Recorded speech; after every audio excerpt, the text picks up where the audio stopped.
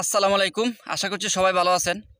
তো আজকে কয়েকদিন যাবৎ একটা বিষয় নিয়ে আমার মনটা অনেক বেশি ব্যথিত ছিল এবং স্ক্রিনে যে লোকটিকে দেখতে পাচ্ছেন উনি হচ্ছেন ইসমাইল ভাই। তো বাংলাদেশের প্রায় 99% মানুষই, আমি মনে করি 99% মানুষ ওনাকে চিনে এবং উনি ওনার নিজের প্রতিবাদ দ্বারা মানুষকে হাসানোর মাধ্যমে বর্তমানে তিনি ভাইরাল, মানুষকে বিনোদন দেওয়ার মাধ্যমে। এবং উনি অবশ্যই একজন সহজ সরল মানুষ। আমি অনেক বেশি অবাক হইলাম যে উনার মতো একজন মানুষকে কিভাবে, মানে উনি কীভাবে এখন জেলখানায়।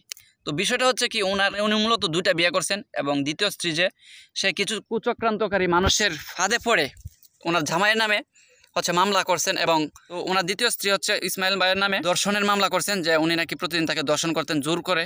অথচ এটা হচ্ছে সম্পূর্ণ মিথ্যা এবং বানোয়াট। কারণ আজকে সকালবেলা একটা ভিডিও দেখলাম যে এনামুল ভাই উনি কয়েকটা ভিডিও ক্লিপস ফেসবুকে আপলোড করছেন। সেখানে দেখা যাচ্ছে যে এই মহিলা নিজেই হচ্ছে বলতেছিল যে উনি ইসমাইল ভাইয়ের কাছে স্বেচ্ছায় বিয়ে বসছে এবং হচ্ছে কেউ যদি তাকে জোর করে মানে চলে যেতে বলে, তাকে যদি বাধ্য করা হয় তারপরেও এই মহিলা থাকবে তার স্বামীর সাথে। তো যাই হোক, সব কিছু এখন ফাঁস হয়েছে, পাবলিক এখন মোটামুটি জানছে।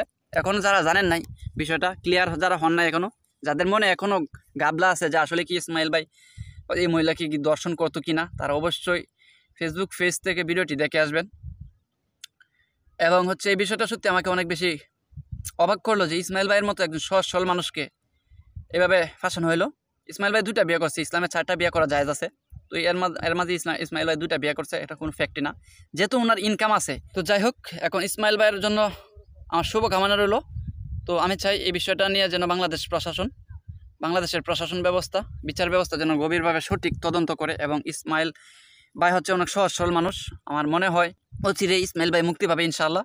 তো সবার কাছে দোয়া রইল, সবাই ইসমাইল ভাইয়ের জন্য দোয়া করবেন, উনি যেন খুব তাড়াতাড়ি আমাদের মাঝে আবার ফিরে আসেন এবং ভালো ভালো কন্টেন্ট আমরা পেতে পারি। এবং ধন্যবাদ সবাইকে ভিডিওটি কষ্ট করে দেখার জন্য। পারলে ভিডিওটি শেয়ার করে আপনার বন্ধুকে জানিয়ে দিবেন। ধন্যবাদ। আসসালামু আলাইকুম।